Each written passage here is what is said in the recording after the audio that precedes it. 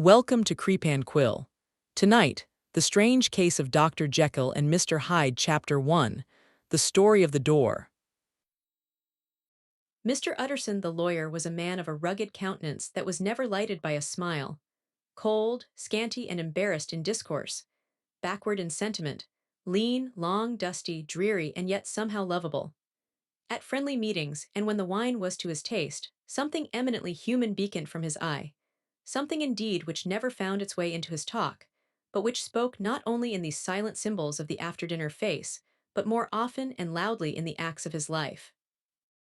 He was austere with himself, drank gin when he was alone, to mortify a taste for vintages, and though he enjoyed the theatre, had not crossed the doors of one for 20 years. But he had an approved tolerance for others, sometimes wondering, almost with envy, at the high pressure of spirits involved in their misdeeds, and in any extremity inclined to help rather than to reprove. I incline to Cain's heresy. He used to say quaintly. I let my brother go to the devil in his own way. In this character, it was frequently his fortune to be the last reputable acquaintance and the last good influence in the lives of downgoing men. And to such as these, so long as they came about his chambers, he never marked a shade of change in his demeanor. No doubt the feat was easy to Mr. Utterson, for he was undemonstrative at the best, and even his friendship seemed to be founded in a similar catholicity of good nature. It is the mark of a modest man to accept his friendly circle ready-made from the hands of opportunity, and that was the lawyer's way. His friends were those of his own blood or those whom he had known the longest. His affections, like ivy, were the growth of time. They implied no aptness in the object. Hence, no doubt the bond that united him to Mr. Richard Enfield, his distant kinsman, the well-known man about town. It was a nut to crack for many, what these two could see in each other, or what subject they could find in common. It was reported by those who encountered them in their Sunday walks, that they said nothing, looked singularly dull, and would hail with obvious relief the appearance of a friend. For all that, the two men put the greatest store by these excursions, counted them the chief jewel of each week, and not only set aside occasions of pleasure, but even resisted the calls of business, that they might enjoy them uninterrupted. It chanced on one of these rambles that their way led them down a by-street in a busy quarter of London. The street was small and what is called quiet, but it drove a thriving trade on the weekdays.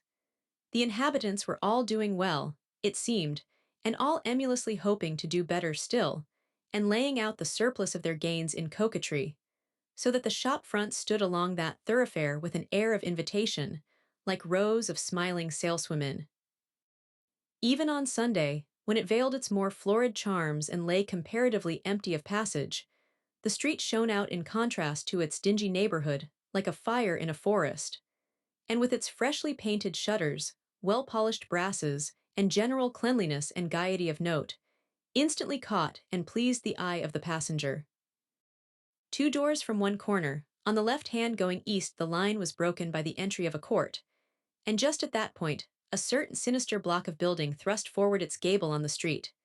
It was 2 stories high, showed no window, nothing but a door on the lower story and a blind forehead of discolored wall on the upper, and bore in every feature the marks of prolonged and sordid negligence. The door, which was equipped with neither bell nor knocker, was blistered and distained. Tramps slouched into the recess and struck matches on the panels. Children kept shop upon the steps. The schoolboy had tried his knife on the moldings, and for close on a generation, no one had appeared to drive away these random visitors or to repair their ravages. Mr. Enfield and the lawyer were on the other side of the by-street, but when they came abreast of the entry, the former lifted up his cane and pointed. Did you ever remark that door? He asked, and when his companion had replied in the affirmative, It is connected in my mind added he, with a very odd story. Indeed. said Mr. Utterson, with a slight change of voice. And what was that? Well, it was this way. Returned Mr. Enfield. I was coming home from some place at the end of the world, about 3 o'clock of a black winter morning, and my way lay through a part of town where there was literally nothing to be seen but lamps. Street after street and all the folks asleep, street after street, all lighted up as if for a procession and all as empty as a church, till at last I got into that state of mind when a man listens and begins to long for the sight of a policeman.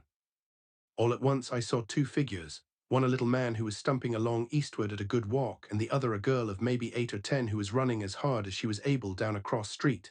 Well, sir, the two ran into one another naturally enough at the corner, and then came the horrible part of the thing, for the man trampled calmly over the child's body and left her screaming on the ground.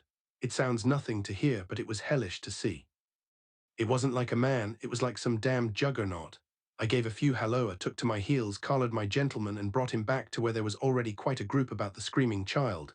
He was perfectly cool and made no resistance, but gave me one look so ugly that it brought out the sweat on me like running. The people who had turned out were the girl's own family, and pretty soon the doctor for whom she had been sent put in his appearance. Well, the child was not much the worse, more frightened, according to the sawbones, and there you might have supposed would be an end to it. But there was one curious circumstance. I had taken a loathing to my gentleman at first sight, so had the child's family, which was only natural, but the doctor's case was what struck me. He was the usual cut and dry apothecary of no particular age and colour, with a strong Edinburgh accent and about as emotional as a bagpipe. Well, sir, he was like the rest of us. Every time he looked at my prisoner, I saw that Sawbones turned sick and white with the desire to kill him. I knew what was in his mind, just as he knew what was in mine, and killing being out of the question, we did the next best. We told the man we could, and would make such a scandal out of this as should make his name stink from one end of London to the other. If he had any friends or any credit, we undertook that he should lose them. And all the time, as we were pitching it in red hot, we were keeping the women off him as best we could, for they were as wild as harpies. I never saw a circle of such hateful faces, and there was the man in the middle with a kind of black sneering coolness, frightened too, I could see that, but carrying it off, sir, really like Satan. If you choose to make capital out of this accident, said he, I am naturally helpless. No gentleman but wishes to avoid a scene, says he. Name your figure.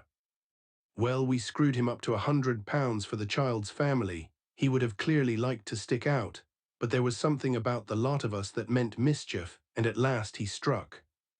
The next thing was to get the money, and where do you think he carried us but to that place with the door, whipped out a key, went in, and presently came back with the matter of £10 in gold and a cheque for the balance on counts, drawn payable to bearer and signed with a name that I can't mention, though it's one of the points of my story, but it was a name at least very well known and often printed. The figure was stiff, but the signature was good for more than that if it was only genuine. I took the liberty of pointing out to my gentleman that the whole business looked apocryphal, and that a man does not, in real life, walk into a cellar door at 4 in the morning and come out with another man's cheque for close upon £100. But he was quite easy and sneering. Set your mind at rest, says he. I will stay with you till the banks open and cash the cheque myself. So we all set off, the doctor and the child's father and our friend and myself, and passed the rest of the night in my chambers, and next day when we had breakfasted went in a body to the bank. I gave in the cheque myself and said I had every reason to believe it was a forgery, not a bit of it. The cheque was genuine. Tut, said Mr. Utterson. I see you feel as I do. Said Mr. Enfield.